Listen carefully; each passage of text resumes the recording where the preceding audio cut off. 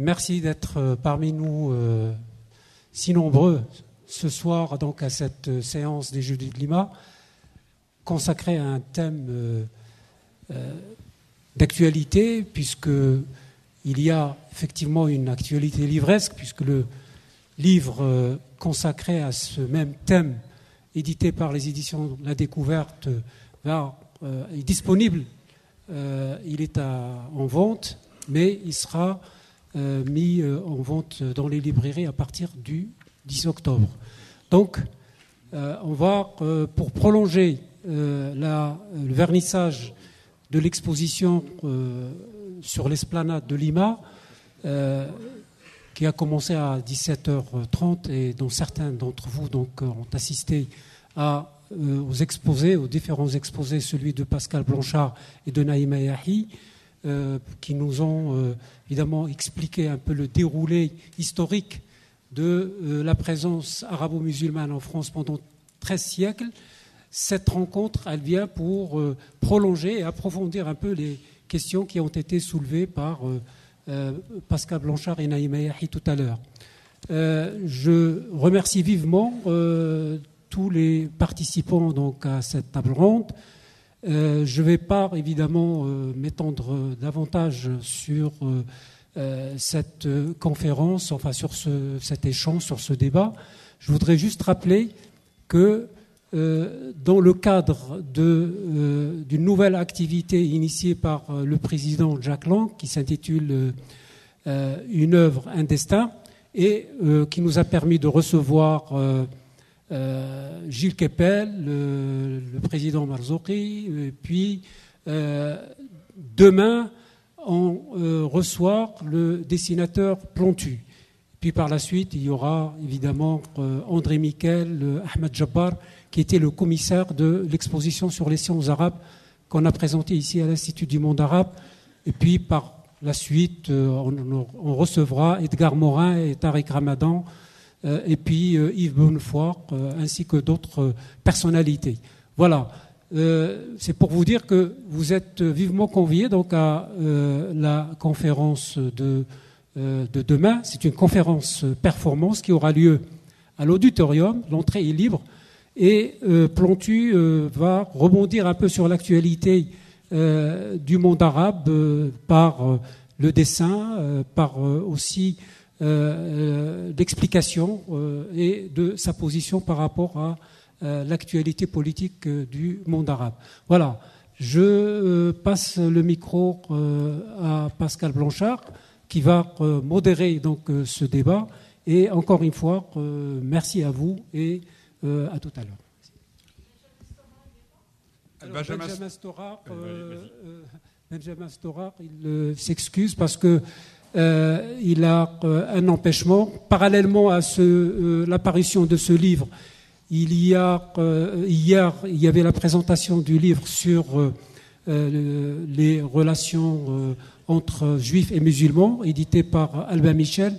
Et lui, il est co-auteur avec Abdouhab Meddeb. Et ce sera aussi l'occasion, le 24 avril, de les recevoir tous les deux.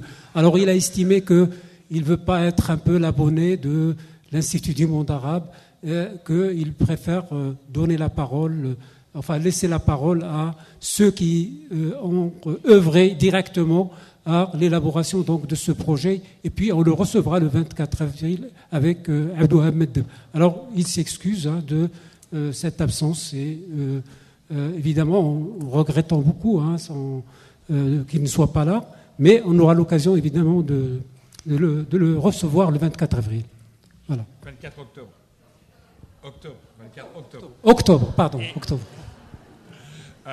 Déjà, merci à l'Institut du monde arabe de nous recevoir. On est très heureux parce que vendredi dernier, on présentait pour la première fois l'exposition, le livre qui sortait tout juste, et des presses d'un côté et du fabricant de l'autre. Donc il y avait encore même l'odeur d'imprimerie sur l'exposition à la ville de Paris.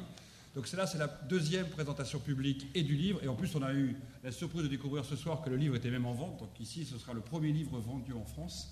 Donc ça nous rend d'autant plus heureux de voir que ça y est, il commence maintenant à être diffusé. Deuxièmement, je voudrais rendre un hommage tout particulier à quelqu'un qui est très discret ce soir, mais qui était avec nous en bas, c'est Claudine Bouygues, de la mairie de Paris, C'est à son initiative, c'est à son idée que cette exposition est présentée en bas. Bon, grâce aussi à Naïma qui cet été a pris ça en main et à Mati Cabal qui tous ensemble cet été ont trouvé la solution pour que justement les scolaires pendant 15 jours et le public parisien puissent venir découvrir cette exposition en plein air. Je tiens à le dire, ça ne s'est pas fait avec plusieurs mois de préparation, mais tout ça s'est fait au cours de l'été, de profiter de cette invitation jeudi, dans ces soirées, pour en même temps mettre cette exposition. Donc merci à la mairie de Paris, merci à Claudine Bouygues, à toutes ses équipes, merci Mathilde de nous recevoir et avoir eu cette idée, merci à toutes les équipes de la Suisse Monde Arabe, parce que nous en sommes très fiers et qu'il n'y avait pas un meilleur lieu, je trouve, pour continuer notre voyage que de passer ici. Alors ce qu'on va essayer de faire ce soir, et j'excuse Benjamin, il s'excuse aussi de pouvoir être venu ce soir, mais c'est vrai qu'il avait un empêchement, mais en même temps, je ne désespère pas qu'il vienne aussi nous raconter son regard sur cette histoire. Sa préface en est un très bon exemple. Vous avez ici toute une équipe qui, je pense, est intéressante. D'abord parce que certains ont découvert le livre très tardivement. Il a écrit dedans et pourtant il l'a vu qu'il y a à peine 2 heures. Salam Okran, que vous connaissez tous, de Toulouse. Tactique collective, quelqu'un qui œuvre à travers son festival Origine contrôlée depuis des années à ces récits et qui, avec ses frères, mais aussi Magic Sherfi, travaille en proximité avec Zebda. Et on leur a demandé de faire la postface du livre, de ses héritages entre artistes et historiens. Je suis aussi très heureux de recevoir Yassine Moutalif qui a fait un livre. C'est votre livre, cher ami. Voilà, un livre que j'ai beaucoup aimé parce qu'il est sorti au moment où on travaillait sur celui-là. La France le Paris oriental. Et c'est une sorte, et nous aurons comme ça cet autre regard sur le regard contemporain. C'est quoi aujourd'hui ces traces en 2013 dans la ville, ces héritages? Et nous sommes 4 à avoir dirigé ces 31 auteurs de cet ouvrage, 31 auteurs qui ont tous écrit d'une seule plume, je tiens à le dire, puisque personne n'a un bout du livre qui lui appartient. Donc déjà, c'est dur d'écrire à 3. C'est encore plus dur d'écrire à 4. Nicolas Bancel n'est pas là pour cette conférence, il est à Lausanne aujourd'hui. Mais alors à 31, c'est pas facile. Et vous imaginez donc les débats qui ont accompagné l'écriture de ce livre pendant 2 ans, aussi bien la sélection des images que l'écriture. Et ce livre, il est parti d'une idée super simple. Très banal en fait. Nous ne sommes ni ici spécialistes du Moyen-Âge, ni spécialistes de la conquête d'Égypte, ni spécialistes forcément de la guerre d'Algérie.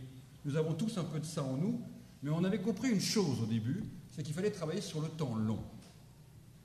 Travailler sur le temps long pour comprendre en fait ces héritages dans le présent, et que cette histoire ne pouvait pas se limiter qu'à 50 ans.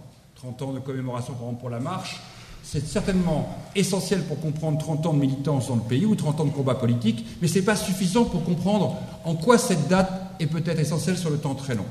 Donc travailler sur 13 siècles, c'était déjà de se poser la question, même nous qui sommes des spécialistes avec Nicolas Bancel de l'histoire coloniale, de casser peut-être nos présupposés et nos croyances pour pousser le regard à beaucoup plus loin et de travailler sur le début du 8e siècle quand commence ce rapport avec Al-Andalus, la France, Charlemagne, les Carolingiens. Et de se poser la question si là, il n'y avait pas des racines qui nous expliquaient un peu mieux le présent. Deuxièmement, et c'était un très long débat entre nous, c'est quoi, et vous aurez certainement des débats et des critiques ce soir à nous apporter, les frontières de cette France arabo-orientale, voire même certains diront, c'est quoi ce titre d'arabo-oriental? Et tout l'intérêt d'un livre, c'est qu'il fasse débat. Nous l'avons posé sur des frontières qui sont évolutives. La France arabo-orientale au Xe siècle, c'est pas la même France arabo-orientale au XXe siècle, ni au XXIe. L'histoire des Touaregs, la frontière avec la Perse, l'Empire ottoman, ses frontières mouvantes, l'histoire même du Maghreb qui n'est pas encore un Maghreb au moment où commence cette histoire, tout ça a fait que ces fluctuations géographiques nous ont intéressés. C'est pas non plus, et ça a été un long débat avec Mati, quand on a dû faire le sous-titre de cette soirée, je lui dis non, ce n'est pas une histoire des arabo-musulmans.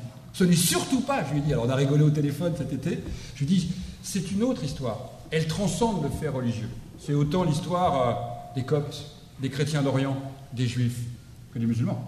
La France arabo-orientale, et la femme, Naïma nous en parlera tout à l'heure, qui est en couverture de ce livre, en tant que telle, résume toutes les diversités de cette histoire des diversités. Ce qu'on a voulu raconter, c'était de prendre le prisme complètement différent de ceux que même nous avions pu poser dans nos livres précédents. Et c'était d'accepter de se remettre en question. Est-ce qu'en fait le temps colonial ne commence pas avant les colonies ? Est-ce qu'on n'a pas eu un rapport à l'autre compliqué avant même de mettre un pied en Égypte ? Est-ce que les croisades n'ont pas une influence beaucoup plus immense que l'on peut le penser ? Est-ce que ce rapport à la conquête d'Algérie n'est pas quelque chose qui était déjà écrit dans le voyage pour l'Égypte ? Est-ce que la passion pour l'orientalisme ne nous explique pas aussi une passion pour les royaumes arabes sous Napoléon III. Et cette présence militaire dans les armées françaises de ces combattants, que vous avez pu voir dans l'exposition, et qui occupe la dernière page de ce livre, est-ce que nous l'avons assez questionné pour comprendre aujourd'hui ce rapport que nous avons eu il y a encore peu de temps à comprendre pourquoi en France on a été tué 3 jeunes militaires français? Parce qu'ils symbolisaient quelque chose de complexe. Toutes ces histoires s'écrivent sur le temps très long. C'est ce qu'on a essayé de faire. Et il a fallu choisir. Nous sommes partis de dizaines de milliers d'images pour en tenir un peu moins de 800. 800 qui essayent de donner aussi l'histoire d'un regard. Car l'histoire de la France arabo-orientale, c'est d'abord l'histoire d'une histoire dans l'Hexagone. Nous ne sommes pas partis à raconter l'histoire de 21 pays qui bordent notre périphérie, mais nous avons regardé l'histoire qui se passe ici. Qu'est-ce qui se passe sur ce sol hexagonal? Qu'est-ce qu'il se passe sur cette terre de ces hommes, de ces femmes, de ces enfants, de ces combattants, de ces intellectuels, de ces écrivains, de ces travailleurs, de ces travailleuses, des autres, leurs enfants, qui ont eu leur destin, qui pour certains ne sont fait que passer, d'où le titre de présence. Pour d'autres sont restés, d'autres ont grandi, d'autres sont morts ici. Voilà l'idée qui était la nôtre, et d'arriver à en tirer des conclusions sur le temps long. Certains éléments de cette histoire, vous le verrez, renvoient au patrimoine, d'autres à l'architecture. Il est évident que la passion pour l'Orient a fait que ces termes, ces bâtiments, si vous vous promenez sur la côte atlantique ou sur le sud de la France, ont totalement marqué le paysage français. Il est évident que le vocabulaire, les tenues, la mode orientale, le rêve d'ailleurs, ont totalement marqué nos imaginaires collectifs et en fait qu'ont totalement interprété ce qu'est être français aujourd'hui. C'est aussi une dimension énorme en termes démographiques. Nous parlons de plusieurs millions de personnes qui plus ou moins se sentent liées à cette histoire.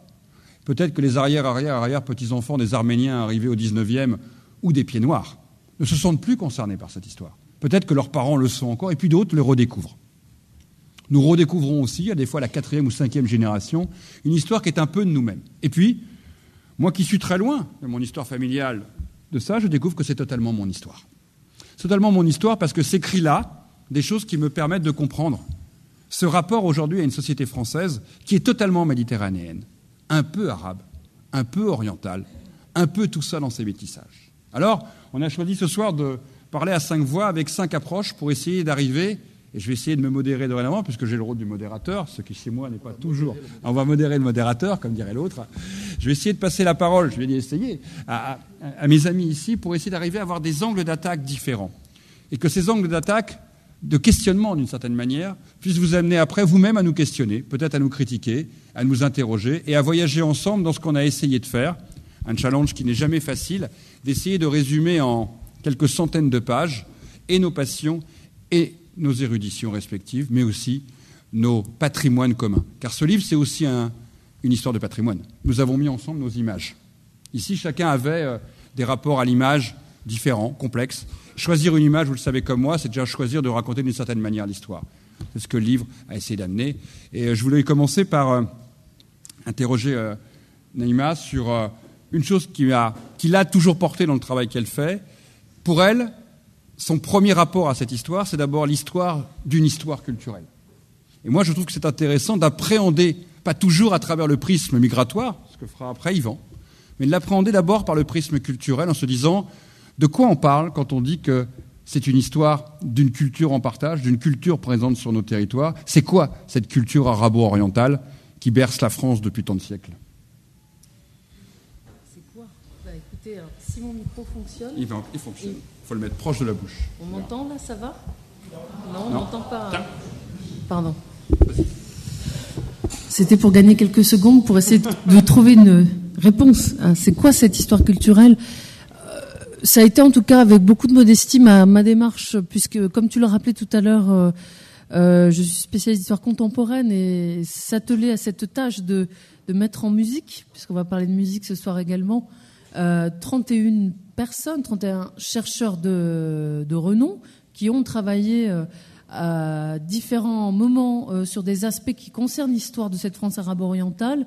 C'est aussi avoir cette idée en tête de percevoir ce qui a pu être produit en termes intellectuels, iconographiques, artistiques, sur la figure de cet autre qu'on va nous définir comme arabo-oriental, et par cet autre qui lui-même, à travers ses présences, dans des textes en langue vernaculaire, mais aussi dans des textes de langue française, va parler de notre société, va parler de notre pays, à travers un regard extérieur à travers donc ces années et ces années de production intellectuelle, artistique, sensible, et de cette histoire de ces médias qui ont été la peinture, la gravure, la photographie amateur au XIXe siècle, la littérature, les chroniques de journalistes. On aurait pu citer les ouvrages de Londres, on aurait pu parler des réformateurs arabes du XIXe siècle qui parlent de Paris et de ses institutions et qui emmènent cette vision de notre pays dans leur terre natale,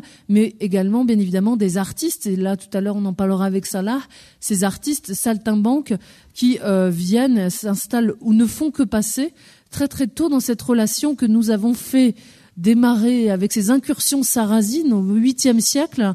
Et j'en profite pour saluer un de nos co-auteurs, Monsieur Naaman, donc qui a contribué, donc attaché culturel de l'ambassade du Liban, qui a contribué à cet ouvrage et qui nous a éclairé sur les orientaux, ou Fatima Besnassi Lankou, qui a pu évoquer la spécificité des harkis en France, qui eux aussi ont marqué ces imaginaires quand on parle d'histoire collective, d'histoire culturelle.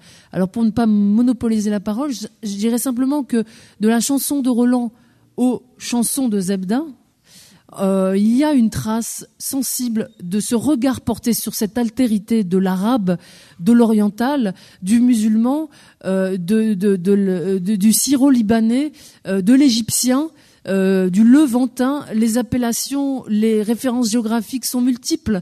Cette figure du sarrasin, cette figure de l'ouvrier algérien, cette figure du libanais réfugié dans les années 70, cette multiplicité de l'arabo-oriental, on va la retrouver dans les imaginaires, dans l'apologétique chrétienne, qui va démontrer à longueur d'ouvrage la supériorité de la chrétienté sur le monde musulman, sur cette poésie d'un Victor Hugo qui va célébrer la figure de l'émir Abdelkader. Mais également, je vous le disais, chez ces intellectuels arabo-orientaux qui très tôt vont parler de cette France hexagonale, cette France impériale, et de cette France dans toute sa diversité, et de cet étonnement de l'autre par rapport à notre pays, à ses frontières, à ses paysages et à ses traditions. Donc cette violence qui peut se recréer à travers l'histoire culturelle, à travers des textes de mise en cause de l'altérité comme un autre inférieur, celle par exemple de toute cette cette production intellectuelle pro-coloniale, pro-impériale des temps contemporains, mais également cet orientalisme qui va transcender l'histoire intellectuelle et artistique française, va avoir son pendant dans cette production, intrinsèque de ces populations arabo-orientales qui très tôt vont parler de leur séjour, vont parler de ces rencontres et vont aussi créer en France. On parle de ces présences définitives ou ces présences provisoires et ces créations dans tous les domaines, je vous l'ai dit, de l'histoire intellectuelle, artistique et culturelle, de cette relation franco-ottomane ou franco-arabe ou franco-orientale. On va la retrouver dans différents domaines que vous allez retrouver à la fois dans notre récit, dans notre narration historique, mais également dans cette iconographie qui va piocher dans ces iconographies multiples que sont les gravures, la photographie, la peinture ou bien évidemment les affiches, puisque la production militante est aussi une parole éminemment culturelle. Par exemple, les travailleurs arabes des années 70 qui réclament une autonomisation syndicale, politique, un respect de leurs droits et de leur dignité, avaient aussi des aspirations aux droits culturels et très vite, très tôt, demande le droit à la culture. Et ça, on le retrouve dans la production militante à l'époque coloniale, post-coloniale, mais également en écho à toutes ces traces dont on a parlé, évoquées dans l'ouvrage, qu'on va mobiliser dans l'iconographie, notamment parfois stigmatisante, mais aussi, stéréotypée, quand elle grime, quand elle attribue par exemple des barbes et des turbans à cette figure de l'oriental ou de l'ottoman, quand elle le grime sous les traits du fourbe Félaga pendant la guerre d'Algérie à travers une iconographie photographique de presse, ou quand elle lui donne le visage sympathique d'un jeune, entre guillemets, beurre, dans les années 80, armé d'une paire de baskets et d'un kéfier, qui demande à travers les routes de France l'égalité et la fin du racisme qui frappe les français d'origine étrangère. Voilà très rapidement ce que je peux dire sur l'histoire culturelle qui a motivé notre regard, notre narration, mais aussi nos choix iconographiques.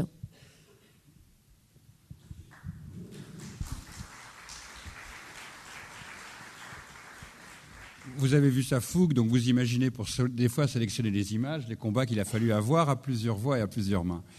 C'est une dimension aussi culturelle au 19e qui nous a fascinés quand on a travaillé sur les images, de voir comment dans les expositions universelles, dans les expositions coloniales, dans l'architecture, dans les bains qui se créent, comment, par le petit morceau de mosaïque des fois, l'Orient a pénétré pratiquement tout le littoral. Par exemple, tous les territoires des bains, à Vichy et ailleurs, l'Orient était omniprésent. Alors certes, c'est un Orient de pacotille réinterprété, mais en même temps, c'est un Orient qui devient très proche.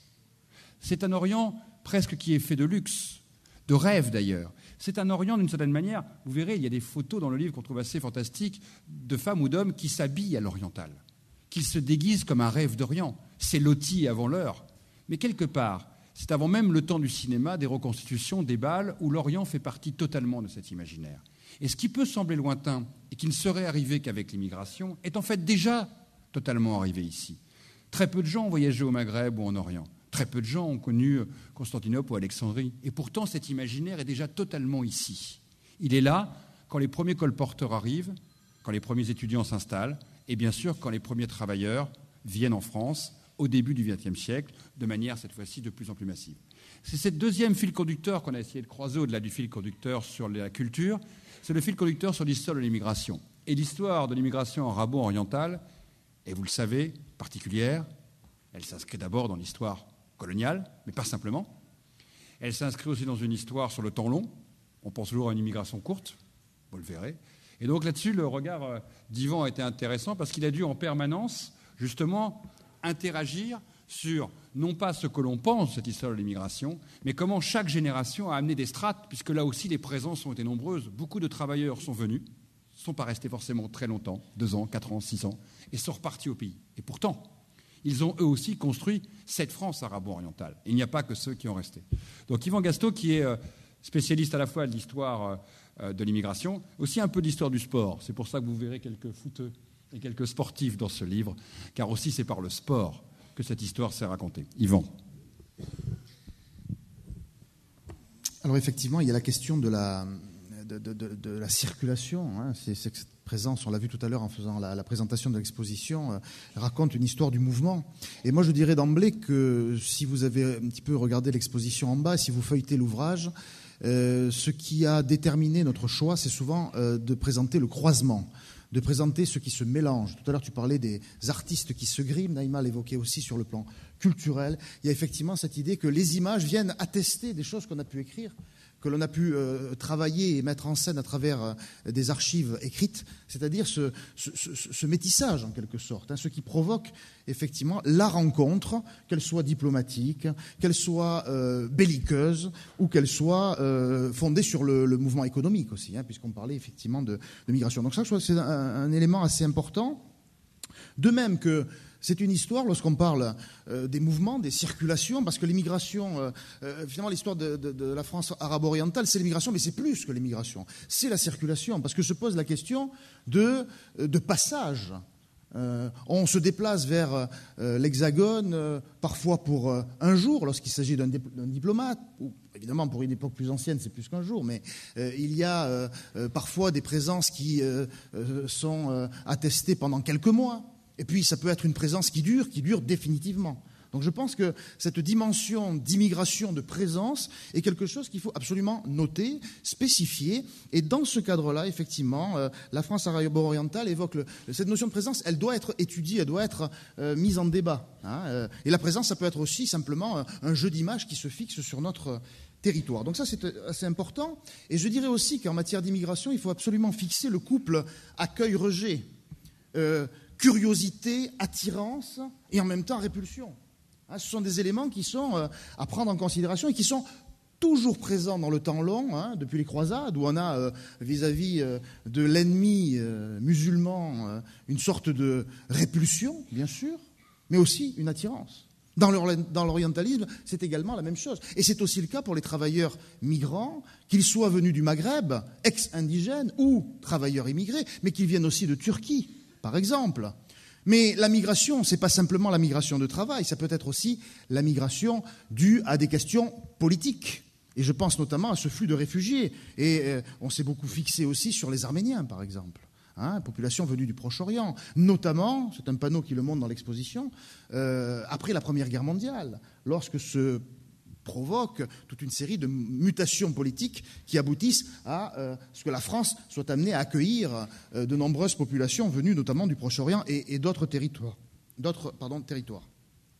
Donc il y a bien entendu cette dimension qui provoque autour de ces arrivées des faits, des actes, et ces actes, il faut les trouver, étudier à travers des chiffres, à travers l'économie, à travers le travail, mais là aussi, vous voyez, une première temporalité qu'il faut prendre en considération, c'est la temporalité travail. Les travailleurs migrants qui sont en France depuis, en gros, le XXe siècle, c'est une présence qui transcende la colonisation.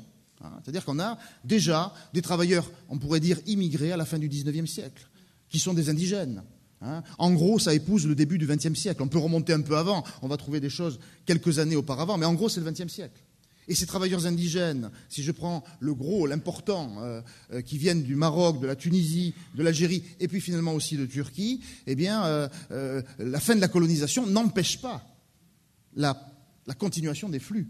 Puisqu'on a vu que dans les années 1962, 63, 64, qui sont des années juste après la fin de la colonisation, après la décolonisation, eh bien les flux continuent de se développer, qu'il y a un temps économique qui n'est pas le même que le temps politique, en quelque sorte. Donc ça, c'est un élément important qui nous amène, en quelque sorte, à casser un peu cette frontière entre colonisation et décolonisation.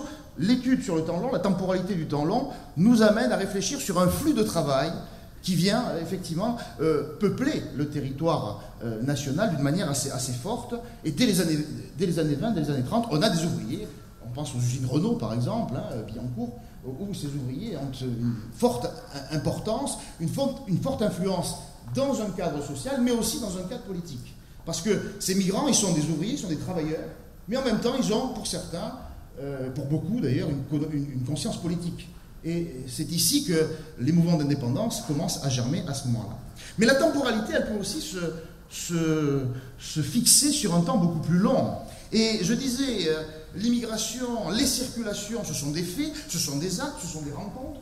Mais en même temps, l'immigration, les circulations, c'est tout un ensemble d'images. C'est un flux de représentation, on pourrait dire. Et le livre vient le montrer.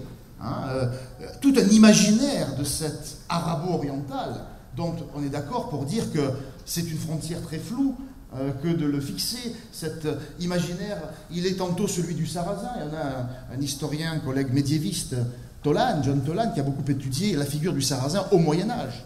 Quelles sont les correspondances entre cette figure si marquante à cette époque-là et la figure, par exemple, du travailleur immigré, ou du musulman, ou du beurre, comme on a dit, entre guillemets, ou du fellaga, dans une époque plus récente. Et c'est cette correspondance dans le temps qu'il faut étudier, parce qu'elle n'est pas automatique. Comparaison n'est pas raison. Mais en même temps, tirer ce fil lointain est quelque chose d'important, et du coup, on arrive à percevoir à travers ça une sorte de réflexion qui nous montre une pérennité. Une France qui, en quelque sorte, en se construisant aussi bien dans la contestation de ses présences, dans parfois une violence, on en parle beaucoup, l'arabo-oriental, il est souvent soumis à violence, et à une violence radicale, beaucoup plus que vis-à-vis d'autres populations. Et on a plein d'exemples qui le montrent, des croisades jusqu'à aujourd'hui. On pourrait parler, par exemple, à l'égard de ces migrants, des faits divers. Aujourd'hui, on parle de faits divers. Faits divers, c'est du temps de la presse, c'est du temps des médias, mais auparavant, des violences existaient aussi. Et elles sont repérables, ces violences, à travers des faits. Elles sont repérables aussi à travers des images. Je crois que c'est un élément intéressant. Mais en même temps, ces présences, c'est aussi une fascination, c'est aussi un accueil, c'est aussi une tolérance, c'est aussi quelque chose qui atteste que cette arabo-orientale, cette figure de l'arabo-oriental est bel et bien imprégné dans ce territoire depuis, comme tu disais, c'est mon histoire, c'est notre histoire, effectivement, et l'ouvrage vient l'attester, au moins depuis cette période du Moyen-Âge. Quand Yvon vous voyez sa fougue et vous vous imaginez aussi qu'entre les deux, là, pour arriver des fois à choisir une image, le combat a été dur. Quand il dit que les regards s'entrecroisent et sont très perturbants, je vais vous lire une citation d'un maire de Marseille. « La variole, le typhus et la peste se dirigent vers nous, s'ils n'y sont pas déjà en germe, pullulant depuis l'arrivée des premiers de ces immigrants dénués de tout, réfractaires à nos mœurs occidentales, rebelles à toute mesure d'hygiène. » Alors, ce n'est pas un maire de Marseille des années 80 ou 70. C'est un maire de Marseille en 1923. Il ne parle pas des Algériens, il ne parle pas des Marocains, il ne parle pas des Tunisiens. Il parle des Arméniens qui débarquent dans la ville. La variole, le typhus et la peste. Imaginez comment on regarde, si vous reprenez les textes de Suarez, si vous reprenez Albert Londres, si vous prenez tous ces livres qui nous parlent du Marseille, de cette époque-là et du port, Yvan connaît bien, vous vous rendez compte qu'il y a un mélange dans le regard de l'autre. Yvan parlait de cette longue traçabilité aussi sur cette stéréotypie ou violence vers l'autre. Moi qui pensais que la violence coloniale commençait au moment où on colonisait, j'ai découvert, à travers la figure de l'arabo-oriental, qu'on pouvait déjà avoir une violence coloniale avant même de le coloniser. En 1620, à Marseille, on tue des arabo-orientaux pour se venger d'actes de piraterie. Et ces arabo-orientaux ne sont ni choisis à l'aune de leur religion, ni à l'aune de leur pays d'origine, tout simplement parce qu'ils ressemblent à des orientaux. Et ils peuvent venir de partout. Il y a déjà ce stéréotype qu'il faut se venger sur des orientaux, d'actes d'autres orientaux. Ceci ira loin. Je pense qu'ici tout le monde connaît cette histoire des Mamelouks qui, en 1815, une fois de plus à Marseille, sont jetés dans le port et tués au moment de la perte et de la défaite par Napoléon Bonaparte de l'Empire. Et qui ne fait pas le lien directement avec 1973, où, une fois de plus, à Marseille, décidément, par chez toi, c'est un peu sanglant, dirait un ministre de l'Intérieur d'aujourd'hui, c'est un peu sanglant, et on tue encore, et il en tue beaucoup. Quelque part, c'est comme ça que l'on fait payer ce temps post-colonial. Cette histoire, ce rapport à cet autre, ne peut se comprendre, cette fois-ci qu'avec ce temps long. Si vous ne comprenez pas qu'en 1215, juifs comme musulmans doivent porter l'habit, concile du Latran, dans ce pays, vous ne comprenez pas qu'on a marqué très tôt l'autre, et que cet autre était visible parce que marqué. Cette histoire, elle est donc très particulière, et elle fait un peu, tel un chapelet, une compréhension que si on arrive petit à petit à comprendre les chemins qu'elle a pris. Alors c'est vrai, au début, il y a peu de présence. Par contre, les présences artistiques, on vient de le dire, mais comme les présences de ces arts qui viennent d'Orient, de ces représentations, de ces objets, rappelez-vous cet éléphant offert à Charlemagne par de lointains alliés potentiels. Cet éléphant vivant, blanc, qui était la perle de sa ménagerie. Il était tellement impressionnant qu'il le mettait à la tête de ses troupes pour aller faire peur aux Saxons et mieux les vaincre sur les champs de bataille. C'est des centaines d'éléphants en ivoire qui ont été après offerts et que vous retrouvez aujourd'hui dans les trésors carolingiens. Déjà, cette relation à l'ailleurs, elle passe par l'art. Alors l'art, il y en a des héritages aujourd'hui. Tout ce que l'on vient de se raconter, c'est aussi des héritages dans nos villes. La preuve, nous écrivons, nous, sur le passé pour arriver au présent, et vous partez du présent avec votre livre. Et ce qui nous a beaucoup amusé, parce qu'au moment où on écrivait, tous, on s'est dit, c'est marrant, ce livre sort au moment où nous, on pensait notre propre récit sur le temps long. Et vous, à quelque part, vous ameniez la conclusion de ce récit. C'est quoi ce Paris oriental d'aujourd'hui? Donc, ce qui nous a intéressé de vous inviter ce soir, et vous avez eu, je tiens à le dire, elle a eu le livre il y a quelques jours seulement. Elle l'a découvert avant cette table ronde. C'était l'idée de la surprise aussi. Ce regard, on voulait qu'il soit croisé, pas simplement avec des auteurs ou des post-faciés, puisque cela finira ce premier tour de table. Donc voilà, votre approche, vos ressentis entre notre livre, mais surtout le vôtre, c'est quoi donc pour vous cette histoire, et pourquoi ça vous a aussi, moi ça m'a fasciné, intéressé de parler de ce Paris oriental d'aujourd'hui? Avant de vous raconter comment je me suis intéressée à ce Paris oriental, d'abord je voulais vous dire ma surprise et ma joie d'être invitée à la sortie de ce livre, parce que finalement le travail que j'ai fait pour la rédaction de cette enquête trouve directement ses racines et ses sources dans ce travail de mémoire, dans cette histoire des immigrations arabo-berbères en France. Alors moi, j'ai restreint le champ, non pas par parisianisme, mais parce que la collection le voulait. Moi, j'ai travaillé uniquement sur Paris. Et j'ai fait un travail de journaliste en quelque sorte. Là, je m'en rends compte en voyant les deux ouvrages, toutes proportions gardées. En fait, c'est un peu l'album de famille et l'instantané, en quelque sorte. Donc, j'ai fait un travail de journaliste pour essayer de découvrir ce que représentait aujourd'hui le Paris oriental. Alors, certes, c'est un guide, mais le choix des adresses présentées n'est pas anodin. Vous le dites très bien dans l'ouvrage. En fait, cette histoire-là est autant riche en apports et en diversité qu'elle est méconnue en France, désespérément méconnue aujourd'hui encore. Et je me suis heurtée à cette méconnaissance très vite en faisant ce livre. Je me suis rendu compte qu'autour de moi, l'expression Paris oriental évoquait des restaurants et des hammams. Et c'est certes très intéressant, mais c'est pas du tout ce que je voulais mettre dans ce guide.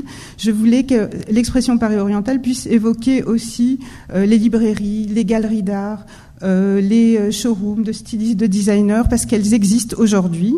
Ce n'a pas toujours été le cas, mais aujourd'hui, dans ce Paris oriental 2013, elles existent.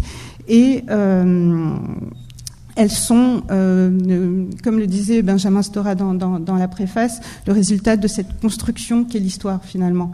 En faisant ce livre très actuel, je n'ai pas perdu de vue l'histoire de ce Paris oriental historique. Par exemple, en abordant le chapitre des librairies, je ne pouvais pas oublier que Paris a été l'une des capitales occidentales des cultures arabes, notamment l'un des berceaux de la Nahda. Elle a inspiré dès le début du 19e des noms comme Rifat Tahtawi, El-Shad Diakr ou un peu plus tard Taha Hassin. Et idem dans le chapitre musique, je ne pouvais pas parler des lieux actuels où l'on pouvait apprendre ou écouter ou découvrir des artistes arabes ou berbères sans rappeler que c'est encore une fois Paris que avait choisi la diva Kalthoum pour son seul et unique concert en dehors du monde arabe. Voilà, tout à fait. Et Kalthoum n'est pas la seule. D'ailleurs, beaucoup plus tard, une autre grande diva arabe, Fayrouz, a également choisi Paris pour lui dédier une magnifique chanson inédite qu'elle a présentée à l'Olympia en 1979, en pleine guerre du Liban, donc, qui s'appelait Bariz Zahrat al-Hurri, Paris, fleur de liberté. Donc, comme vous le disiez, donc, passé et présence s'entremêlent dans ce Paris oriental 2013. Il y a ces réminiscences que vous exposez très bien dans ce livre. Je vous redonnerai la parole tout à l'heure, parce qu'on parle d'art contemporain. Alors, quand on demande à Mousse, à Salah et à Tayeb de faire une conclusion, il y a deux choses qui se passent. D'abord, ils vous disent pas de problème. Et puis après, vous parlez de la conclusion. Et vous le relancez, vous discutez. Et Salah a trouvé cette idée que je trouvais extrêmement intéressante quand le texte est arrivé. D'abord, c'était un titre. Artiste, historien, même combat. Alors d'abord, on s'est posé la question, est-ce que nous, on est dans un combat? Est-ce que les artistes ont un combat? Non. Ce qui était intéressant dans cette dialectique, au-delà de la notion de combat, c'est de dire qu'on croisait nos fers respectifs et quelque part, nous étions aussi dans les mêmes héritages, dans les mêmes peut-être manières de ce qu'on amenait à la génération actuelle de nos syncrétismes. Et j'ai trouvé très intéressant qu'il soit présent ce soir, parce qu'il n'est pas historien, mais il fait de l'histoire. C'est pas quelqu'un qui, en tant que tel, fabrique de la culture, mais il produit de la culture, et quelque part, ça fait des années qu'on travaille tous ensemble avec lui, que ce soit Yvan, que ce soit toi ou moi, parce que c'est un passeur aussi dans les festivals qu'il a, ou à travers, avec ses frères Zebda, ou à travers des moments de culture, nous nous retrouvons sur la manière dont nous digérons ces passés. Parce que c'est bien de parler du passé, mais le plus important, c'est ce qu'on vient de se dire. Comment on fait que nos contemporains ont envie de l'entendre dans une époque, en plus, où on n'a pas envie de voir l'autre? C'est du boulot. Et ce boulot, justement, quand l'artiste s'empare des fois du travail des historiens, ou vice-versa, quand les historiens s'emparent du travail des artistes, ça nous permet, justement, des fois d'aller plus loin. Alors, j'avais envie qu'il apporte son regard, parce que la dernière phrase de sa conclusion, de sa postface, de ce livre, c'est de dire « Tout peut alors commencer ». Alors, qu'est-ce qui peut commencer, M. Salah? Qu'est-ce qui peut commencer quand les historiens et les artistes travaillent ensemble? Bon, bonsoir à toutes et à tous. C'est pas bon, voilà, des fois il faut trouver un titre. Donc il y a voilà, on trouve un titre. Je pense que le combat il est aussi entre nous, c'est-à-dire il est commun et il peut être aussi entre nous, mais pas mais aussi dans un sens où malgré tout l'intérêt, le soutien, la reconnaissance qu'on peut avoir du travail des historiens. Alors bon, quand on a dit ça, on n'a rien dit parce que il y a l'idée que d'histoire objective, tout ça, bon, c'est quand même, on voit bien que c'est pas tout à fait comme ça que ça se passe, mais en tout cas, avec cet intérêt-là, on a aussi à un moment donné à se questionner en tant que héritier de l'immigration, immigrant aujourd'hui, hier, comment on contribue à cette histoire et au récit de cette histoire, pas à cette histoire, mais surtout au récit. Donc, moi, je suis pas historien, je suis militant associatif, militant politique, acteur culturel, et ce qui m'intéresse aussi aujourd'hui et au quotidien dans ce travail sur l'histoire, c'est d'interroger la société française. On emploie de plus en plus, tu en as parlé dès le début, on emploie de plus en plus le terme de patrimoine associé à la question de l'immigration. Et moi, je trouve intéressant qu'effectivement, la présence aujourd'hui de Français, de Français de différentes origines ou de Français qui n'étaient pas prévus, cette présence-là, elle interroge la notion même de patrimoine. Et qu'est-ce que ça devient aujourd'hui le patrimoine de la France avec cette histoire de l'immigration?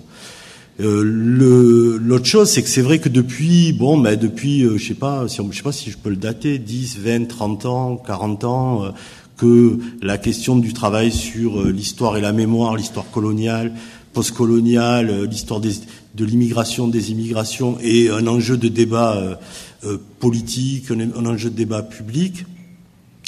Forcément, on est quand même amené à se poser la question, je me répète, de la contribution des immigrés à ce récit. On peut pas se contenter d'une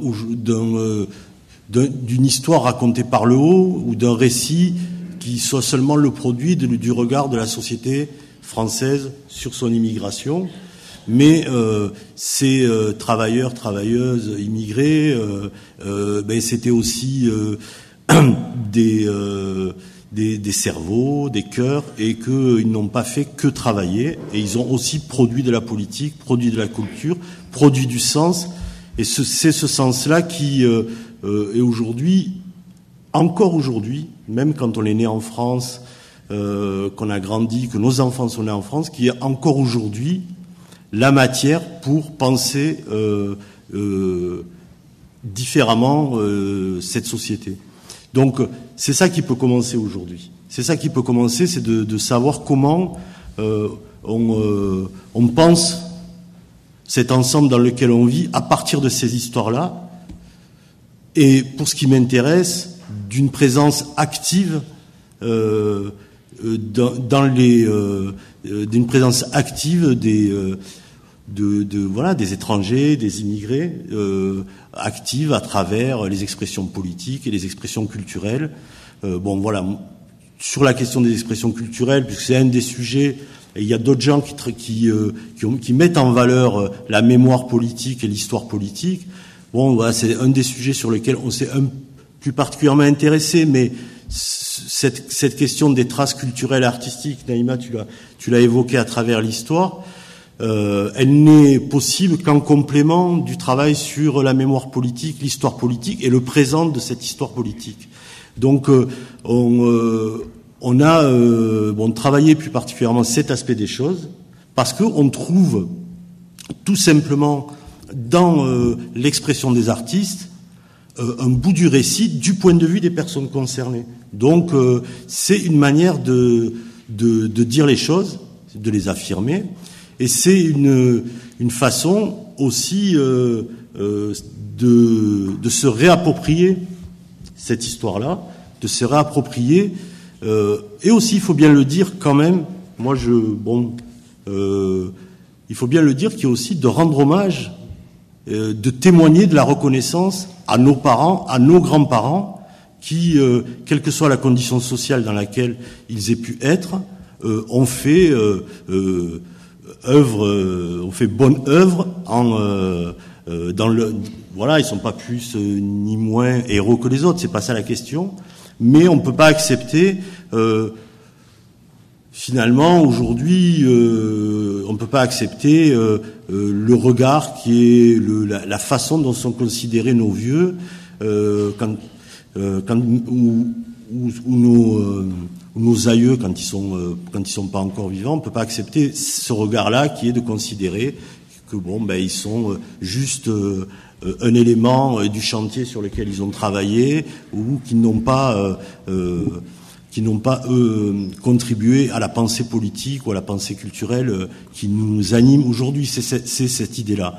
Donc, on le dit souvent, nos parents, ils étaient pas toujours instruits, souvent analphabètes, mais très très souvent cultivés et avec sur bien des sujets, de vraies éruditions. Alors c'est un peu basique ce que je dis, mais n'empêche que c'est aussi un des points de vue qui est important pour nous. C'est aussi de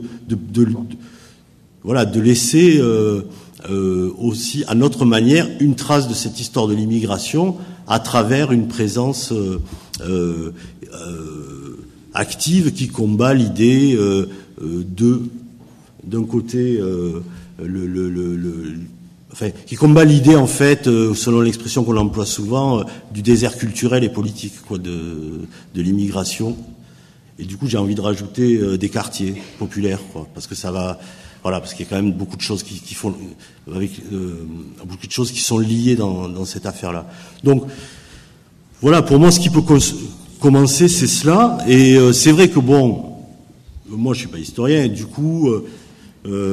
Vous avez beaucoup évoqué le temps long et il y a beaucoup de choses qui m'intéressent dans cette perspective-là. Mais c'est vrai que pour contribuer à ce bouquin et faire la postface, je me suis aussi surtout intéressé aux périodes les plus récentes parce que c'est aussi celle qui me semble déterminante des conditions du débat politique aujourd'hui. On parle de période récente.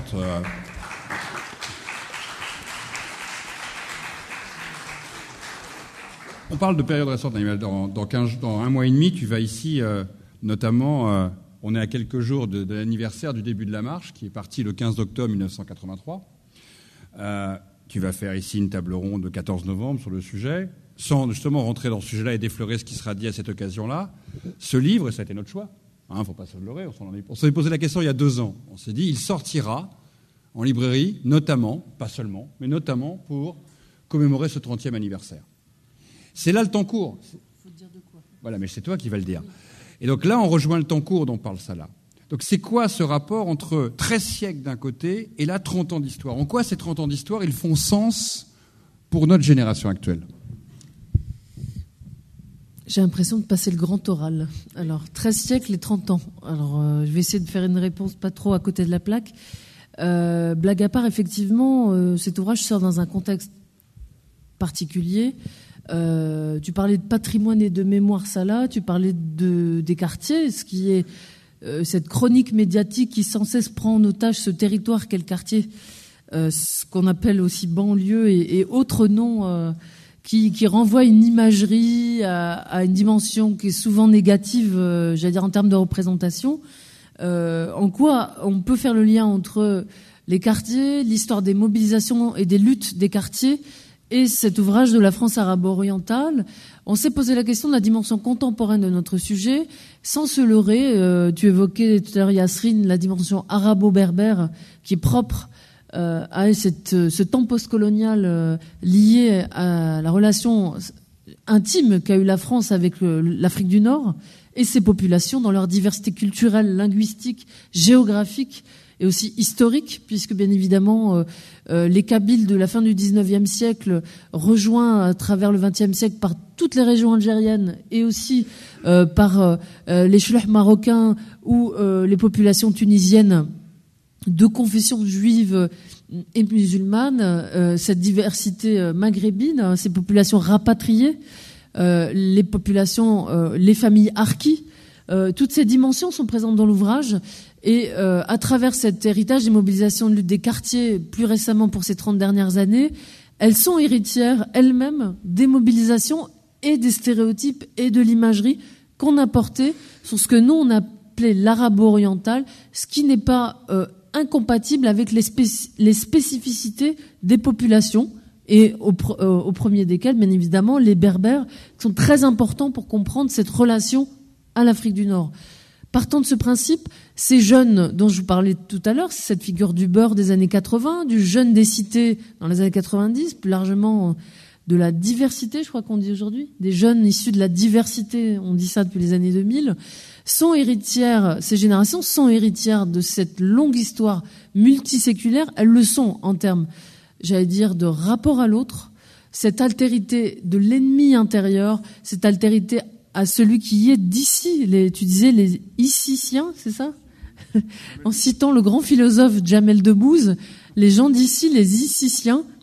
C'est intéressant effectivement de voir est-ce qu'on dit franco-maghrébin, franco-arabe, franco-berbère, franco-égyptien, franco-libanais, franco-arménien. On peut avoir énormément de dimensions identitaires, plurinationales, pluriculturelles, et j'en passe.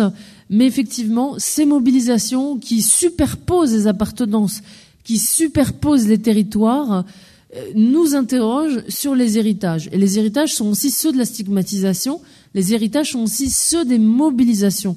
On ne peut pas comprendre les Beurs des années 80 si on ne comprend pas les Maghrébins, ou plus largement les Arabes, puisque nombre d'entre eux étaient égyptiens, libanais, syriens, yéménites.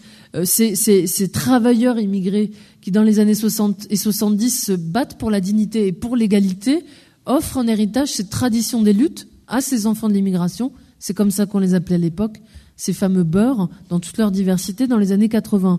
Les combats pour la dignité des familles harkis dans les années 70 et de ces jeunes qui disent les stigmatisations et les discriminations qui les frappent, bien évidemment, ancre cet héritage des mobilisations pour expliquer les marcheurs de 83. Et de manière plus lointaine dans le temps, bien évidemment que les nationalistes du monde arabe qui réclament les indépendances expliquent ces mobilisations des années 60 et 70. Donc vous voyez, cet effet poupée russe ou cet effet domino, ces mobilisations, j'allais dire multiséculaires et plus contemporaines, s'inscrivent dans une, j'allais dire, dans une chronologie qui permet de comprendre que à chaque génération ses combats. Alors je pense que le terme combat n'était pas impropre pour cette postface. Est-ce un combat pour des historiens? Ben oui, c'est un sport de combat, l'histoire, et nous l'avons fait avec plus de 30 chercheurs qui nous ont éclairés sur des aspects que nous ne maîtrisions pas en tant que co-directeur de l'ouvrage et qui nous ont permis de revoir nos analyses, nos lectures, de considérer des espaces géographiques que nous ne considérions pas dans nos analyses précédemment et de considérer aussi, comme tu le disais, la mouvance des frontières de ces combats, de ces populations qui peuvent, je veux dire, renvoyer à l'histoire de l'Empire ottoman, qui peuvent renvoyer à l'histoire du Proche et du Moyen-Orient, qui peuvent renvoyer à l'histoire coloniale en général et peut-être au Maghreb en particulier. Mais on ne peut pas relire cette histoire des mobilisations et des luttes contemporaines quand tu évoques le souvenir de la marche pour l'égalité et contre le racisme si on ne comprend pas l'héritage des luttes qui sont liées à des histoires complexes et multiples. L'histoire coloniale n'est pas celle de l'histoire des quartiers, mais on ne comprend pas l'histoire des quartiers si on ne comprend pas l'histoire coloniale. Et tu l'as rappelé avec modestie tout à l'heure, mais toi qui as énormément fait pour l'émergence du fait colonial dans le champ de l'histoire et de la recherche, bien évidemment, tu remets en question ta lecture coloniale et postcoloniale à l'aune d'une histoire qui est beaucoup plus ancienne, beaucoup plus, j'allais dire, où on trouve effectivement, si on tire le fil de l'histoire, tu l'as dit tout à l'heure Yvan, des connivences, des clés de compréhension, des clés de lecture qu'on peut retrouver à travers les choix iconographiques de l'ouvrage, mais aussi à travers les moments de commémoration. Et la commémoration n'est pas dire célébration, mais plutôt réflexion pour le présent et réflexion pour l'avenir. Effectivement, ces combats continuent, les militants les portent, les historiens les accompagnent dans une narration, dans un work in progress, dans un travail en train de se faire.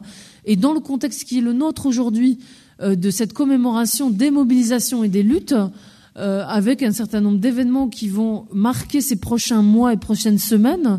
Tu évoquais ce film ou ce débat qui vont être présentés dans les jeudis de Lima, bien évidemment toute une programmation notamment francilienne, mais aussi sur tout le territoire, pour prendre le temps de se poser, de poser la réflexion, et nous, modestement avec ce bel ouvrage, de proposer une grille de lecture qui nous emmène au 8e siècle et qui essaie de nous ramener jusqu'à aujourd'hui à travers, tu disais tout à l'heure Yasrine, cet album de famille.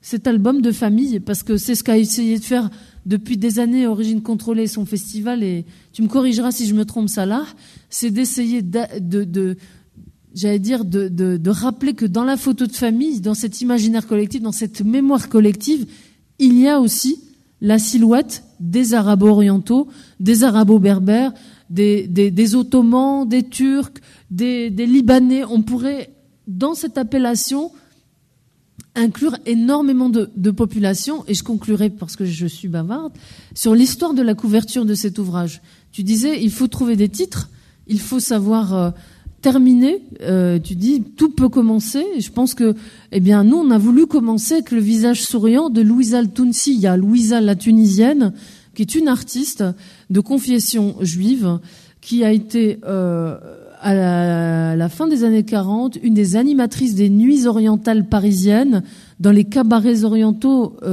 notamment rue de la Huchette, rue Saint-Séverin, et dans d'autres établissements. Ici, c'était pour elle l'établissement de la Casbah, dont elle était la meneuse de revue, et elle chantait les classiques Haouzi à l'époque, avec d'autres artistes qui ont contribué à faire de Paris un lieu de création musicale, artistique et intellectuelle. Tu l'évoquais tout à l'heure, Yasrine, avec ses héritiers directs, puisque tu as évoqué la dimension aujourd'hui des artistes d'art contemporain.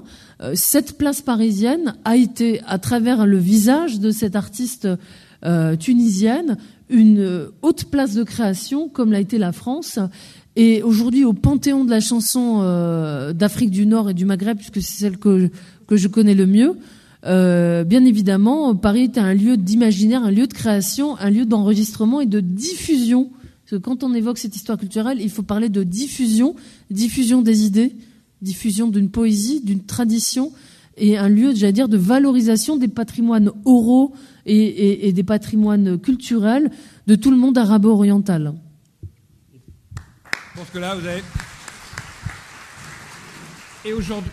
Et aujourd'hui, on en est où dans cette créativité ? Est-ce que Paris est toujours un lieu de créativité arabo-orientale ? Est-ce que Paris est un lieu, vous parliez de design tout à l'heure, d'artistes contemporains ? Paris est redevenu un haut lieu de créativité orientale, notamment grâce à l'art contemporain. En tout cas, moi, j'ai choisi de prendre cet exemple-là parce que je trouve qu'il est à l'image de ce Paris oriental, en pleine mutation, en pleine effervescence, et tout en hyper créativité, hyper activité aussi. Avec Naïma, on a remonté le temps, on était dans les cabarets orientaux des années 40. Retour en 2013. Là, je vous invite à vous balader. Ça a lieu en ce moment sur les quais de Seine, pas loin de la BNF. Une exposition unique en son genre, parce que c'est la plus grande exposition de street art au monde. Et c'est en plein quartier des affaires, donc dans la grisaille de ces immeubles-là. Vous ne pouvez pas la rater, parce qu'au loin, vous allez apercevoir un immense immeuble orange phosphorescent avec de magnifiques calligraphies qui sont l'œuvre de l'artiste tunisien El Cid, qui reprend des vers de Baudelaire. Ça, c'est l'illustration de cette effervescence de l'art contemporain arabe qui est vraiment en pleine mutation et qui jouit d'un grand engouement en ce moment, depuis déjà une bonne décennie. Je reviens à cette exposition. Ce n'est pas tout, parce que donc l'exposition est à l'intérieur aussi. C'est original parce que c'est une exposition éphémère. Vous pouvez aller la visiter jusqu'au 10 octobre. Après le 10 octobre, l'immeuble sera détruit. Et l'intérieur est entièrement décoré. Chaque appartement de cet immeuble de 9 étages est décoré par des artistes venant plus d'une centaine de pays, dont la Tunisie, l'Iran, le Liban. Et cette idée originale est celle de Mehdi Benchir, qui est un galeriste, qui tient la galerie Itinérance dans le 13e arrondissement à Paris, qui fait maintenant, depuis moins d'une dizaine d'années, qui a été créée il y a moins d'une dizaine d'années, qui fait déjà référence dans le monde de l'art contemporain à l'échelle mondiale. Donc voilà, j'ai pris ce petit exemple qui est d'actualité, juste pour vous dire que effectivement Paris reste assez loin derrière Londres en matière d'art contemporain arabe, mais les galeristes parisiens prennent petit à petit du terrain. Il y a des galeries généralistes qui ont pignon sur rue, qui présentent de plus en plus d'artistes arabes comme Kamel Mennour, comme Marc Hachem, et il y a des galeries beaucoup plus spécialisées. Il y en a beaucoup, je ne pourrais pas en faire la liste et elle ne sera pas exhaustive de toute manière, mais je citerai juste une qui est vraiment à 2 pas d'ici, une toute jeune galerie qui a été créée l'année dernière qui s'appelle Kandisha. J'ai trouvé ça le nom assez mignon parce que c'est un clin d'œil à une superstition, une mythologie d'Afrique du Nord, et donc qui a été créée par Anne Frégé l'année dernière. Et qui s'est spécialisé sur les artistes maghrébins et plus spécifiquement sur les artistes marocains. Donc tout ça est vraiment la preuve que Paris est en passe de redevenir la capitale culturelle, occidentale, orientale. Voilà. Oui, on pourrait peut-être dire.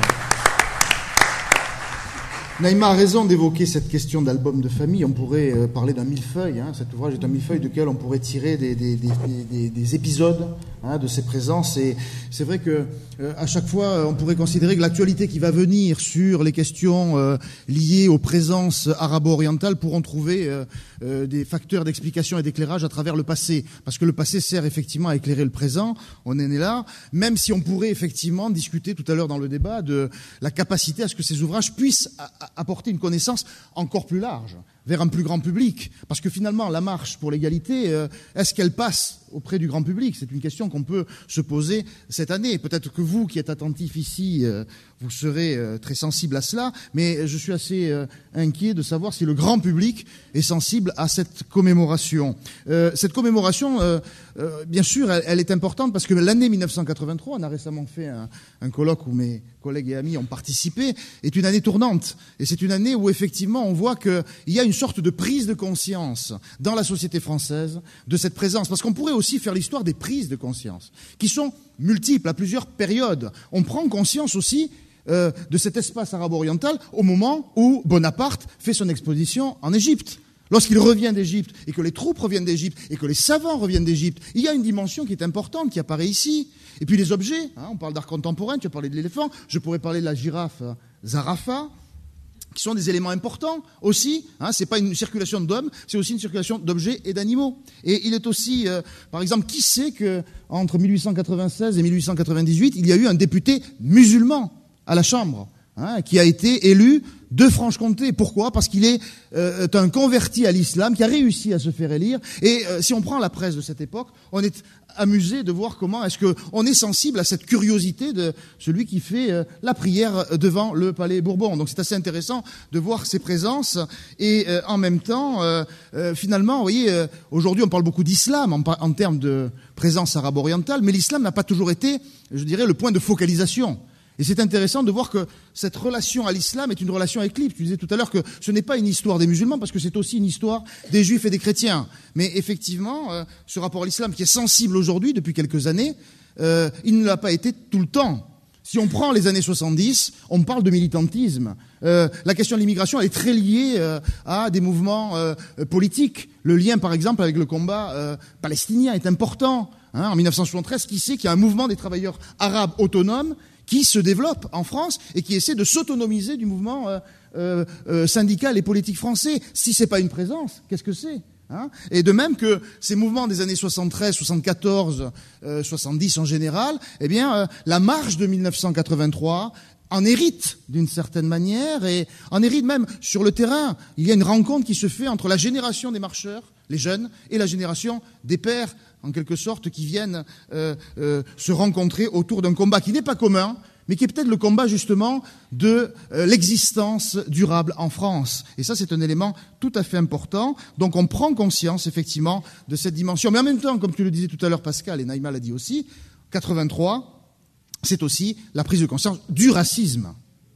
La prise de conscience d'une figure qui est aussi celle du rejet, quelle qu'elle soit et qu'elle soit française ou pas. C'est ça aussi le problème, c'est que la nationalité n'est pas forcément l'élément focalisateur. Et je dirais que là, il y a cette dimension qui est importante. Alors je disais le fait musulman, oui, le fait musulman aujourd'hui est pris en considération. Dans les années 70, au contraire, l'islam était plutôt utilisé favorablement pour juger les populations venues du monde arabo-oriental. Je prends pour exemple les usines Renault qui, en 1975, favorisent la pratique de l'islam considérée comme un moyen de mieux fixer les travailleurs à l'usine.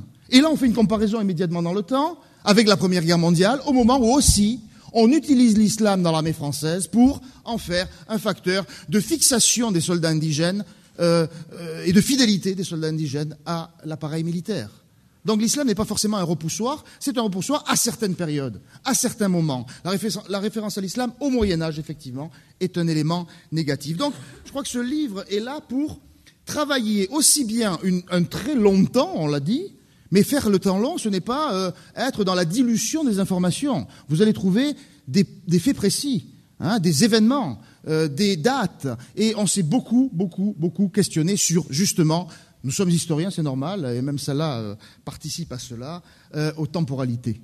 Aux temporalités, parce que quelque part, effectivement, il y a un écrasement du temps. On est d'accord.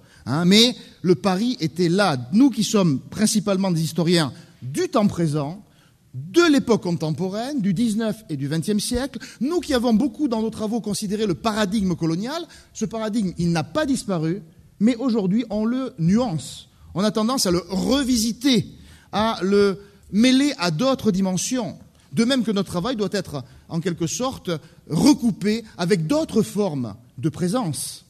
On parle beaucoup des Roms aujourd'hui, par exemple. Il ne s'agit pas d'isoler une population pour en faire une sorte d'unité. Non, notre travail devra être replacé dans d'autres présences issues d'autres circulations et d'autres histoires, en quelque sorte, qui en font une seule. Merci. Oui, tout à fait. Yvan vient de citer quelques dates majeures, j'en citerai deux qui, dans cette longue histoire, sont fascinantes à analyser. Lors du concile de 1095 à Clermont, les croisades démarrent. Elles démarrent sur le sol de France. Et un autre aussi qui est très intéressant, on parlait tout à l'heure de l'islam qui ne fait pas peur et de l'islam qui fédère, l'alliance du croissant et du lys. Je rappelle que la France est la première nation occidentale à passer alliance avec l'Empire ottoman et demander aux Toulonnais et raconter, nous irons faire une conférence à Toulon pour raconter comment en 1543, 30 000 combattants et marins musulmans s'installent dans la ville, on vide Toulon de tous ses habitants, on transforme les églises en mosquées. Et pendant 6 mois, la marine ottomane, qui est alliée à la France, contre, bien sûr, le pire, l'ennemi, l'allemand, comme toujours, pour la France, prend demeure pour ses quartiers d'hiver. Ces histoires-là, à Toulon, je peux vous le dire, méritent d'être racontées. Donc Salah, tu es le dernier avant de passer la parole à la salle pour continuer le combat, comme dirait l'autre, et dire un peu, au-delà de ce que tu as ressenti en collectif, peut-être en individuel. Tu as eu peu de temps, je le sais, pour les livres, mais déjà à l'époque du Paris arabe, on travaillait ensemble. Quand tu as commencé à feuilleter tout à l'heure les quelques images de cet album de famille, j'adore ce terme, même moi j'ai toujours utilisé, ton ressenti, c'est quoi aujourd'hui ? Qu'on puisse faire ça et qu'on peut parler de ça et qu'il y a du public avec qui on peut échanger. Ouais, je vais faire vite pour... voilà, d'abord, je te recommande de faire attention. Ils sont déjà assez traumatisés, les Toulonnais, comme ça. Donc, pas en rajouter trop quand même, sinon ils vont nous réélire encore maire. Non, non, moi ce qui me paraît important, mon ressenti, c'est à chaque fois il y a aussi une dimension qui est voilà d'avoir aussi des démarches et je pense que c'est important. Après évidemment que dans de telles masses comme ça, il y a beaucoup de points qui sont à discuter.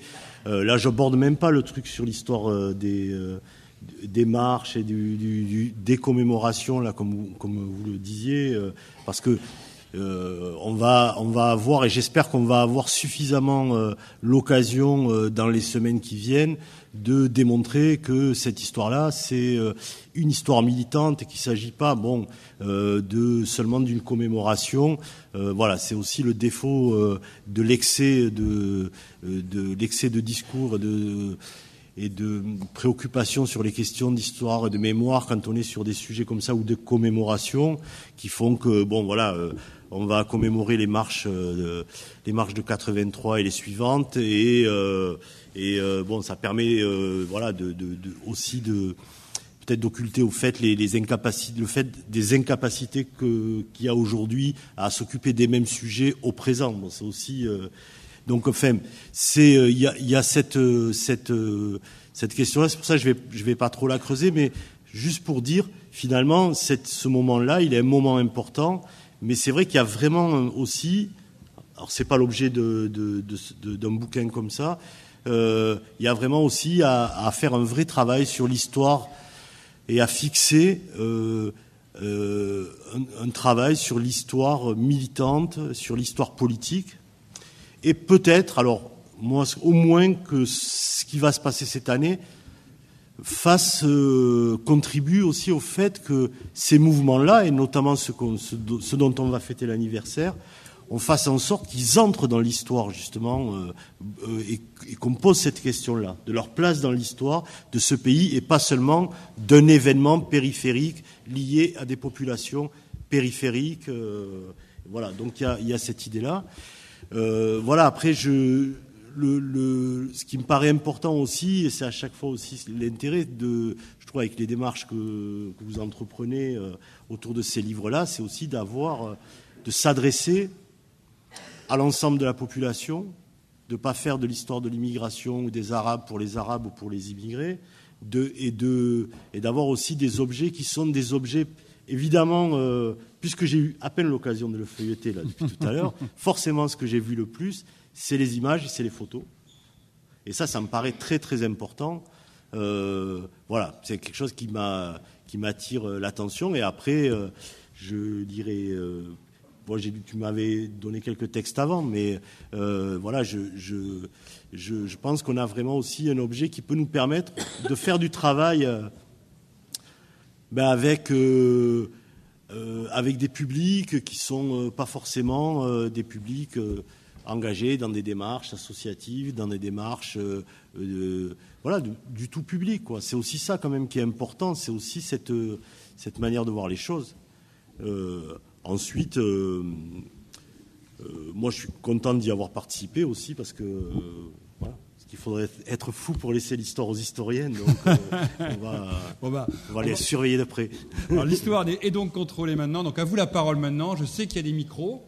Alors attendez, il faut que je vois. Voilà, le monsieur là-bas. Je crois qu'il y a un monsieur qui a tout de suite levé la main. Si vous pouviez l'être au premier rang, peut-être.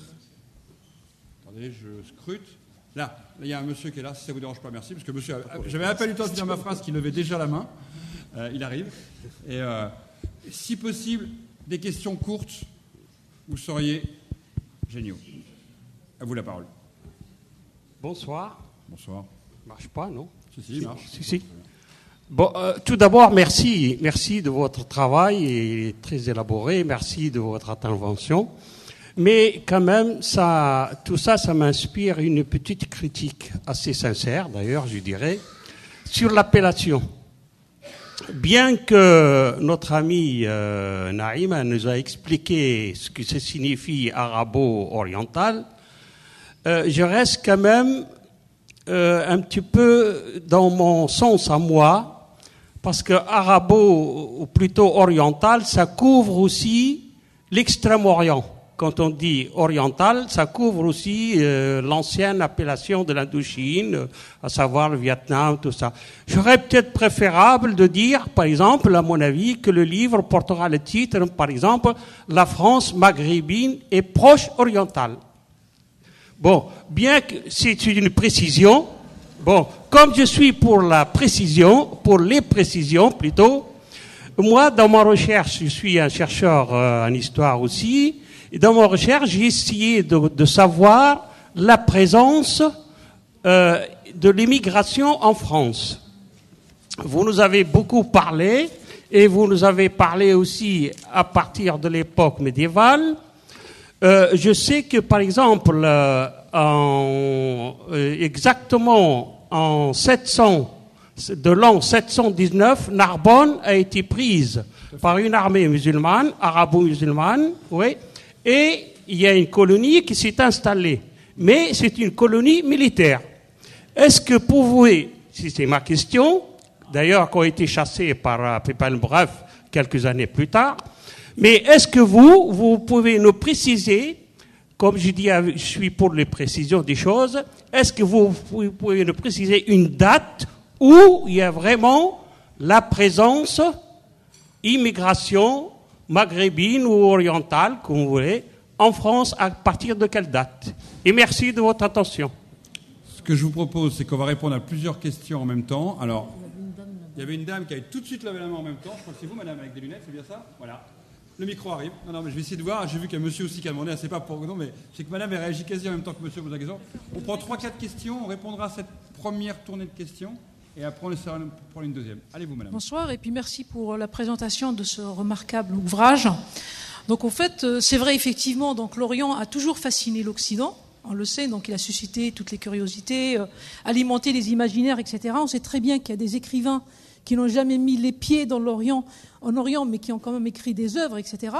Alors, vous avez évoqué effectivement dans votre discours le mot orientalisme, qui, moi, m'a pas particulièrement parlé. Parce que, enfin, je ne suis pas historienne, hein, moi je suis vraiment dans la science, c'est autre chose. Mais quand même, je m'intéresse beaucoup à l'histoire, etc. Et c'est vrai que moi, dans l'orientalisme, j'imagine qu'il y en a plusieurs. Et moi, celui qui a attiré, qui a un peu impacté aussi mon imaginaire, c'est l'orientalisme d'Edouard Saïd. Donc, qui décrit... alors, ouvrage, œuvre pour moi qui a beaucoup fait couler d'encre, qui a suscité des débats et des controverses, qui le fait toujours, même 10 ans après la mort d'Edouard Saïd. Alors moi, ma question est la suivante, parce que dans l'orientalisme d'Edouard Saïd, c'est le regard de l'Occident, de l'Orient vu par l'Occident. Ce qui a d'ailleurs été à l'origine des stéréotypes, des discriminations qu'on connaît, et qui malheureusement sont toujours ancrées et existantes. Donc voilà, moi je voulais savoir, par rapport à cet orientalisme, comment vous voyez ce nouveau ouvrage, que je n'ai pas lu, hein, mais qui a l'air intéressant. Merci. Autre question, il y avait monsieur ici, au deuxième rang là, monsieur. Et après, il y aura madame dans le fond là-bas, qui est juste dans l'allée centrale. Je voulais juste poser une question. Il me semble, je ne suis pas historien, mais d'après ce que je connais, il y a eu une mission d'un roi européen, je ne sais pas s'il est français, mais avant vraiment, au tout début de l'islam, au deuxième califat, et qui a écrit un livre, et je serais vraiment intéressé de savoir si vous pouvez me préciser la chose. Madame, là-bas, à l'avant-dernier rang avec le pantalon vert. Ah oui, je guide. Je que ça dans l'image.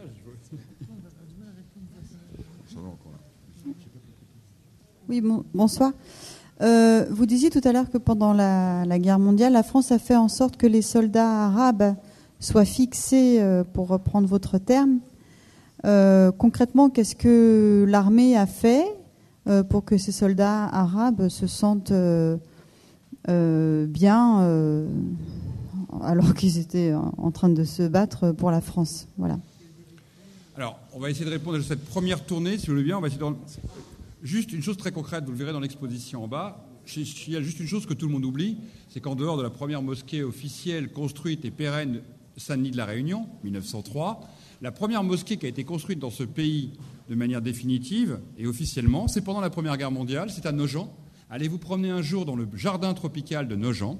Au bout du bois de Vincennes, vous avez une plaque au sol qui rend hommage à la première mosquée qui a été détruite en 1923 pour laisser place à la future grande mosquée de Paris. Il faut savoir que celle qu'on connaît aujourd'hui n'est pas la première mosquée de Paris. C'est celle de Nogent qui a été construite d'une certaine manière pour les blessés musulmans de la Première Guerre. Pour vous donner un exemple, on fait appel à Dinet pour dessiner les stèles. Il va y avoir des voyages à la Mecque qui seront payés. On va organiser l'intégralité des rites. Il y aura des cafés arabes au front. Des imams au front qui sont là, mais la Seconde Guerre mondiale aussi, dans les camps de prisonniers, par exemple. La propagande était telle que des journaux en arabe sont publiés avec des chroniqueurs et des journalistes pour expliquer que la France et l'Angleterre sont protectrices de l'islam et que ce n'est pas l'Allemagne et la Turquie qui le sont. C'est à la fois un travail de propagande, de contre-propagande, de fidélité, et en même temps, c'est un travail de relations internationales très classique. On a énormément peur que ces combattants désertent de l'armée française. Et on a tout intérêt. Les révoltes sont déjà tellement nombreuses pour mobiliser les combattants qu'on ne veut pas en plus avoir des révoltes au front ou des émeutes dans les usines. Peut-être juste pour ajouter là-dessus, oui. Je ne sais pas si ça fonctionne. Vas-y. Ça fonctionne.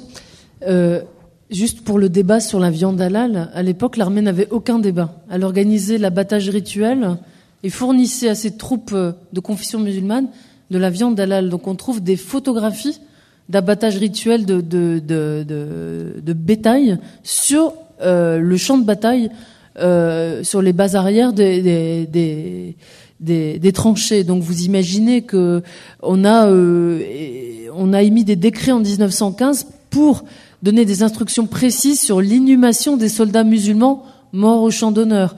Donc c'est une volonté qui n'est pas juste affichée, elle est organisée, elle est décrétée, elle est mise en place, et il y a presque des fonctionnaires musulmans qui opèrent sur les champs de bataille pour mettre en application ce soin particulier au respect des rites musulmans pour les soldats de confession musulmane à l'époque. Oui, vous avez à la page 135 une image qui évoque ça. Donc on parle de mosquée démontable, effectivement, et il y a cette volonté qui est à la fois de respecter cette religion, mais en même temps, justement, d'essayer d'éviter que l'Empire ottoman puisse attirer à lui ces soldats de l'Empire. Il y a vraiment une attirance, mais en même temps une angoisse. Et si j'ose un parallèle, on a eu le même problème, en quelque sorte, la même discussion au moment de la guerre du Golfe, en 1991, quand, lorsqu'il s'est agi d'agir contre Saddam Hussein, les médias, les hommes politiques, le gouvernement s'est inquiété de savoir si les jeunes issus de l'immigration n'iraient pas militer, ne feraient pas des manifestations en faveur de Saddam Hussein, et en quelque sorte que l'islam serait une sorte de danger pour la République. Dans les deux cas, ces populations sont restées très loyales à la France. C'est ça qui est un élément, à mon avis, tout à fait intéressant. Donc on peut, vous voyez, naviguer à travers le temps pour voir cette référence à l'islam qui peut être intéressante. Pour répondre à monsieur, le titre nous a posé, bien entendu, vous en doutez bien, beaucoup de questions. D'ailleurs, le titre véritable, je vais vous le dire parce que vous allez voir qu'on arrive à faire très très long, nous les historiens. La France arabo-orientale, point, 13 siècles de présence du Maghreb, de la Turquie, d'Égypte, du Moyen-Orient et du Proche-Orient. On a fait pire que vous. Ça prend à peu près 293 lettres, parce que c'est complexe à définir. On en est parfaitement conscient. Aucun titre ne sera parfait. Je me rappelle très très bien, à l'époque, on avait fait le Paris arabe. Vous avez choisi le Paris oriental, nous le Paris arabe. Qu'est-ce que mes amis kabyles ont pu nous dire? C'est une catastrophe. Je crois que j'ai jamais eu autant de mails, d'insultes qu'à ce moment-là. Et en même temps, je le rappelle, nous parlons aussi d'un imaginaire. Nous parlons aussi de mots qui ont fonctionné et qui n'ont pas que sens en 2013. Nous nous permettons même, pourquoi pas, d'accepter l'anachronisme, dans le sens où nous essayons de l'expliquer au début de la préface de ce livre. Pourquoi nous avons choisi ce terme? Parce que France-Maghreb serait un mauvais terme. France-Arabe serait un mauvais terme. France-Arabo-Orientale nous semble être le terme qui a le plus de sacrétisme, justement depuis les premières présences. Les premières présences, elles sont longues. Certes, il y a des pirates qui s'installent et des militaires, mais cette présence, c'est aussi des travailleurs. Ces soldats ne sont pas que des pirates, des flibustiers ou des voleurs et des pilleurs. Ils sont payés dans une armée quasi régulière. Ils viennent là, c'est des travailleurs, comme d'autres. Ils viennent piller. Quand nous allons piller de l'autre côté de la Méditerranée, on ne nous pose pas la question si on reste quelques jours ou quelques heures. Quand Napoléon Bonaparte va en Égypte, ça ne dure pas longtemps pourtant. Et pourtant, ça marque le temps. C'est la même chose. Du côté de Saint-Tropez, ces hommes, il n'y a pas qu'à Montpellier ou à Narbonne. Certains sont restés des fois 7, 8, 9 décennies. Vous retrouvez encore des pierres. Clément, qui a travaillé avec nous, le démontre très bien dans les traces archéologiques de ces présences. Ces présences sont même tellement importantes, dès 719 jusqu'à 973, il y a des va-et-vient jusqu'à 973 des présences musulmanes sont avérées dans le sud de la France. 973. Il a chassé, mais ils reviennent. Il les chasse, mais ils reviennent. Vous savez cette phrase de Nicolet qui disait cette phrase fantastique, Charlemagne ne serait rien sans les invasions arabes. C'est-à-dire qu'en fin de compte, les frontières de la France vont se bâtir à l'aune de ces, justement, dites invasions. La célèbre histoire de la chanson de Roland et de Roncevaux, c'est quoi ? Nous allons aider un allié musulman de l'autre côté des Pyrénées, et en revenant, les pires des pires fourbes, les Basques, nous tombent dessus. Vous voyez que l'histoire de France s'écrit entre les Basques, les Corses et les Arabes. Et monsieur, on a beaucoup discuté sur les questions de date, sur les questions de temporalité, sur les questions également d'espace et d'aire géographique. Pour reprendre ce que disait Pascal et aussi Naïma, arabe-oriental, c'est aussi ce que tu disais, les représentations, le regard qu'on porte. C'est-à-dire qu'on renverse l'image, et c'est plutôt de réfléchir à partir du regard porté par les hexagonaux français sur cette ère. Ça, c'est un élément qui me semble important. Et d'autre part, je pense qu'aujourd'hui, les historiens arrivent à maturité pour considérer que la date précise, elle n'existe pas. La date précise du début n'existe pas. C'est quelque chose qui est compliqué à mettre en place et qui sera toujours soumis à caution. Comme par exemple, quand est née la France. Vous voyez, c'est un débat qui aujourd'hui nous semble vain sur le plan historique et historiographique. Donc je pense qu'il faut être avec les temporalités assez souples, parce que notre temporalité d'aujourd'hui ne sera pas celle qui sera évoquée dans 30 ou 40 ans lorsqu'on refera un ouvrage de ce type ou dans un sens voisin. Donc je crois qu'il faut être vis-à-vis des temporalités assez modestes. C'est ce qu'on a essayé de faire en ne fixant pas trop là-dessus les choses. Alors, sur l'orientalisme, comme un des co-auteurs qui est du chapitre, Gilles Botch, qui vient d'arriver, vous pourrez même le questionner puisqu'il va l'assumer, mais on l'assumera aussi, l'orientalisme est à la fois une création de l'Occident, mais aussi un va-et-vient entre l'Orient et l'Occident. L'Orient a autant contribué à fabriquer l'orientalisme que l'Occident. Je rejoins tout à fait Saïd, je l'ai lu et il m'a bercé dans ma tendre enfance de chercheur. Mais l'Orient fabrique aussi son propre modèle qui va fasciner l'Occident. C'est-à-dire que c'est une forme de sacralisme, mais l'occidentalisme aussi est une invention de l'Orient. Ces grands étudiants, vous parliez de Tataoui tout à l'heure, c'est toi qui en parlais, et tous ces intellectuels qui vont venir de l'Empire ottoman en France vont aussi fabriquer une image de l'Occident, un modèle à prendre sans limiter, comme ils disent. Un modèle à prendre sans limiter. Et nous, l'Orient, de Loti et des autres, c'est aussi un modèle qui nous fascine. Quand on invente, et Gilles Botch, je pourrais vous le raconter ici, puisque c'est lui qui m'a un jour fait découvrir cette histoire incroyable, de ces cartes postales des Mauresques aux seins nus. Comme si des femmes dans les rues d'un monde arabe se promènent avec des seins nus dans la rue. Ça n'existe pas, nous le savons tous. Pourtant, cette thématique est la plus vendue et la plus produite en cartes postales et en photos de l'Ernest Relandrock et d'autres pendant toute la fin du 19e et au début du 20e. Et nos militaires français, on les convainc de partir aux colonies avec quoi ? De jolies petites femmes aux seins nus qui les attendraient les bras ouverts de l'autre côté de la Méditerranée. Regardez Pépé le Moko. Tout ça est du fantasme, mais entre ce fantasme, le réel, l'immigration, la rencontre de l'autre, le combattant au front, c'est tout ça qui fait une histoire d'une relation à l'autre. Cette relation à l'autre, elle est autant faite de fantasmes que de réel. C'est pour ça que les images dont parle Salah sont fantastiques à un moment à s'arrêter. Quand vous produisez une image, quand vous avez celle-là de Loti, qui dans sa mosquée, reconstituée à La Rochelle, nous fabrique un mythe et un rêve, quand vous prenez les images des premiers travailleurs ou des combattants, vous arrivez à regarder non pas simplement un instantané, qui par définition nous ment sur tout le reste, vous arrivez à comprendre pourquoi un photographe photographie ça et pas autre chose. Et bien quelque part, ce que nous on essaye de faire, c'est partir de la fiction, donc de l'orientalisme, pour comprendre ce qu'il y a derrière à comprendre. Parce que quelque part, nos inconscients collectifs ont beaucoup plus hérité de ces fantasmes que du réel. Mais tout le monde, l'Orient aussi, est influencé par l'orientalisme. Nous le savons aujourd'hui, avant ce livre, nous avons fait le livre La France noire, pour travailler sur les présences afro-antillaises, guyanaises, malgaches en France. C'est pareil. Ce qu'on a inventé sur l'homme noir et la femme noire, nous en héritons aussi aujourd'hui, mais tout le monde. Ce qu'on a inventé sur l'Orient et sur l'arabe, nous en héritons tous aujourd'hui, parce que nous savons que l'autre, quand il nous le regarde, ou quand nous regardons l'autre avec une culture. Et cette culture-là, les images dont parle Salah, c'est quoi ? C'est un millefeuille. Et la dernière feuille du millefeuille n'enlève pas la première. Nous sommes dans une histoire cumulative, dans une culture du regard cumulative. C'est à la fois simple, ce que je viens de dire, et très compliqué à déconstruire. Parce que pour arriver à comprendre qui nous sommes et qui est l'autre, il faut déjà comprendre tous les fantasmes et tous les mensonges que ces images ont portés. C'est ce qu'on a... Pardon, vas-y. Et en fait, la présence est assez linéaire et les supports changent. C'est-à-dire que bon, c'est l'image, mais on a des tableaux, des tapisseries, des assiettes, toute une multitude d'objets qui représentent ces présences. Et effectivement, c'est intéressant de voir comment est-ce que, à partir du moment où il y a des images, à partir du moment où il y a des représentations, ça veut dire que ça fixe la société, que ça la mobilise. Et ça, effectivement, la présence, elle est régulière et les supports peuvent changer jusqu'à ce qui ne peut pas figurer dans un ouvrage, c'est-à-dire l'audiovisuel, la télévision, le cinéma, Internet aussi. Donc, dans des choses qui vont se développer à l'avenir. Voilà. Je vois nos organisateurs me dire qu'il reste 5 minutes. 5 minutes, c'est 2 questions. Madame, qui a levé le bras immédiatement, je vois là-bas, qui a envie, c'est l'avant-dernier rang à droite, voilà, où monsieur met son doigt dessus en disant c'est là la question. Et je crois que j'ai vu quelqu'un. Attendez, monsieur, vous n'êtes pas le premier, je suis désolé, mais on sera là après. Le monsieur qui est là, voilà. Et après, il y aura le monsieur qui est là, qui, comme me dit Naïma, a beaucoup insisté. Je vous ai vu, monsieur. Allez-y. Oui, bonsoir, et je vous remercie pour cette conférence. Moi, je viens d'Argenteuil. Tout à l'heure, vous avez parlé de la culture. Il faudrait déjà que nous, on s'approprie une propre culture.